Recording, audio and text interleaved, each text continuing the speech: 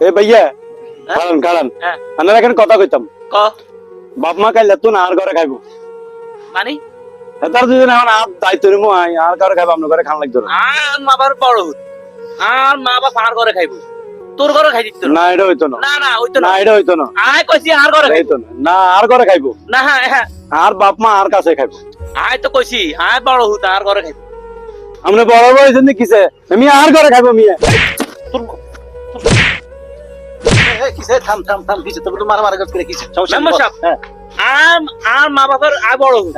আর মা বাবা আর ঘরে খাইবো সমস্যা ইকে আয় কি হিগের ঘরে আসে তোর মা বাপ খাইবো আগে আর ঘরে খাইবো আমরা বড় অনেক খাওয়াইছেন আর খাওয়াই এবার এও খাওয়াইতে চায় তুমি খাওয়াইতে চাও হ্যাঁ। এখন আমার কথা হলো দুইজনে খাও মা বাপের হলে বসো বসে দুইজনে 15 দিন করে দুইজনে খাওয়া মারামারি করো না মা বাপ দুইজনেরই ঠিক আছে দুইজনের লগে আচ্ছা ঠিক বুঝাওয়াজ আছে করো আচ্ছা, ঠিক আছে। ঝগড়া করিলে আপনার আচ্ছা ঠিক আছে